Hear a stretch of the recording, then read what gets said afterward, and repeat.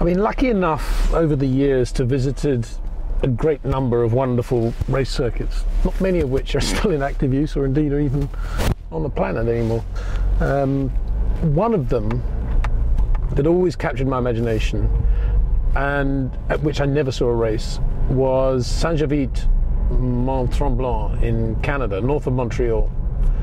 And the reason I was so awestruck by this circuit in my mind was because of the photographs that emerged there when it staged the 68 and the 70 Canadian Grand Prix, and also Can-Am races at that time, the golden era of the Can-Am, of course. Beautiful geography, wonderful backdrop of mountains and trees, and the quotes that emerged from the drivers, not that there were that many quotes in those days, but you read between the lines, was that it was a pure driver's circuit.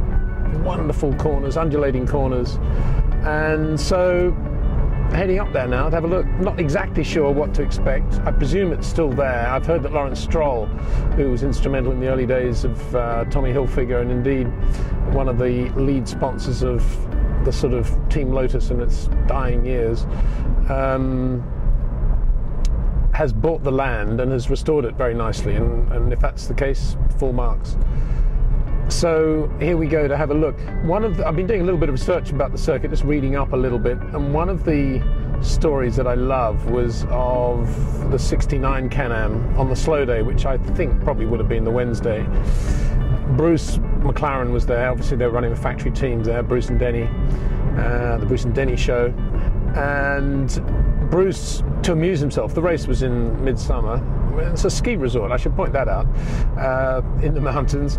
Bruce amused himself by trying to drive his rental car to the top of the ski slope, up the ski slope.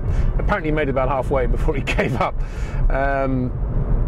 Which is a little reminder that Bruce McLaren, although we see him today as this iconic driver-engineer that founded the McLaren team we know and love, was just a fun-loving Kiwi that loved driving and did all sorts of silly things like racing drivers, like all racing drivers. Anyway, here we are on a beautiful day in Canada, heading up the Laurentian Mountains to see what remains of Saint-Jovite. Gorgeous part of the world.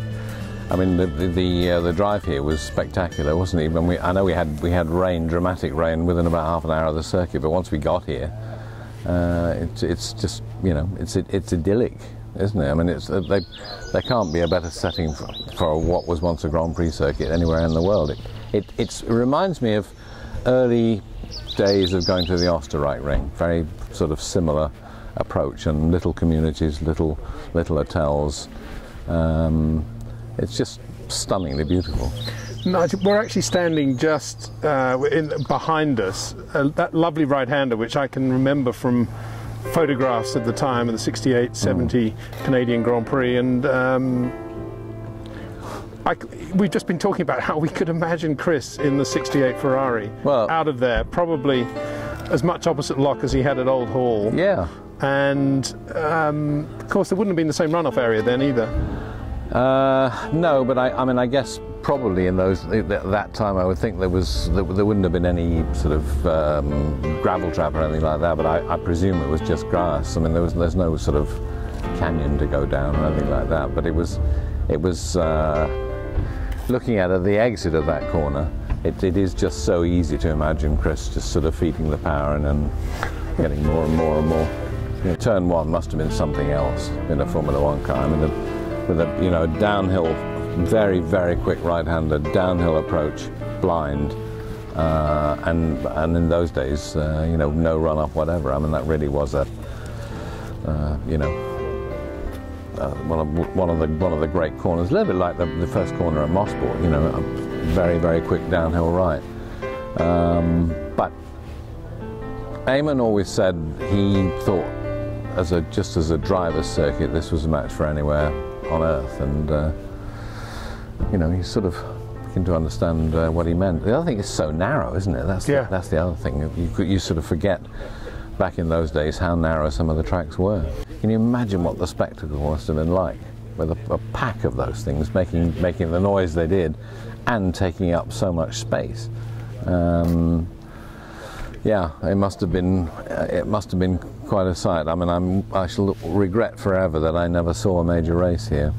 In which case, let's do the next best thing. Let's take a lap of Saint-Jovite with a man whose name became synonymous with the words Saint-Jovite or Mont-Tremblant in the second half of the 60s, who drove through the field to finish third in the 66 Can-Am race here, the opening round ever of the Can-Am series, who all but won the 68 Canadian Grand Prix for Ferrari and who finished third in the 1970 Canadian Grand Prix at Saint-Jovite in the unwieldy Factory March 701. I speak, of course, of Chris Amon.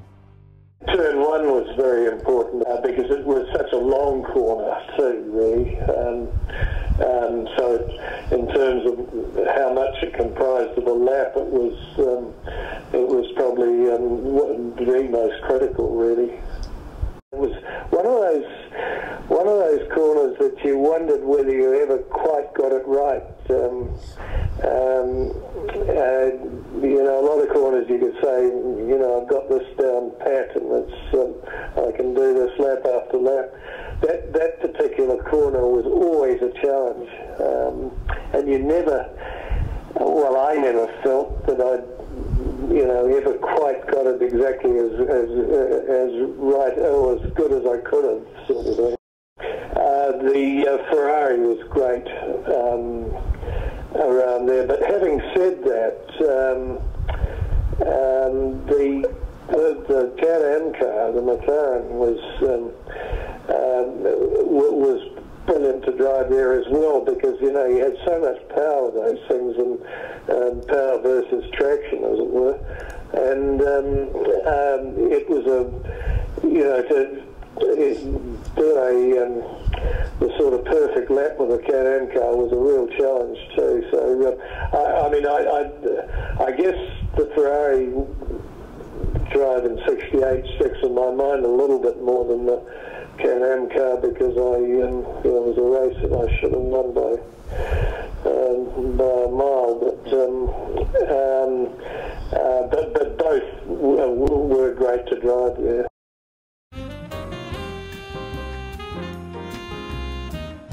Race in '66, down at the bottom of the hill, my throttle jammed open on the first lap, and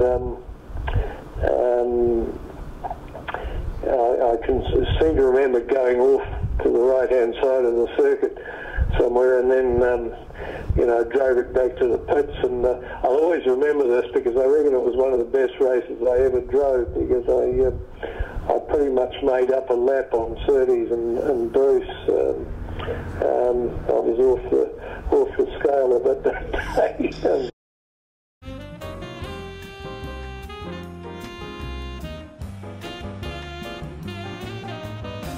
Extraordinary corner, that. To imagine it 22 feet wide with just with an earth bank waiting for you. Yeah, and this was quite something. This was a sort of late '60s chicane. It's actually quite a nice series of two corners here. Yeah. Nothing too tight or annoying about them, but it did the job. Yeah.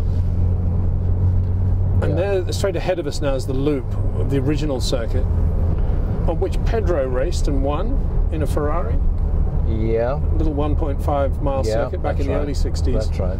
Yeah. And now this lovely new section they built mid-60s to take the circuit out into the woods and the mountains here. And just a series of beautiful corners. They're just gorgeous flowing bends, aren't they? Yeah.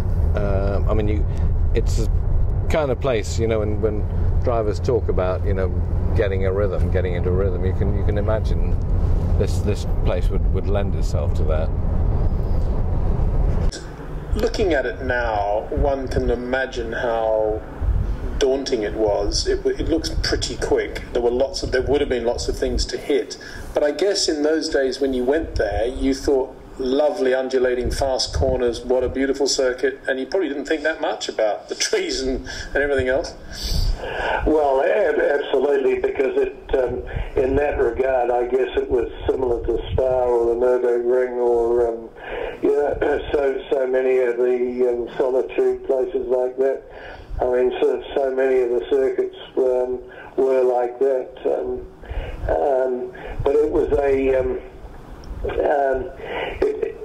in my mind, it was certainly one of the better circuits from a driving point of view. It was quite a challenging circuit. circuit and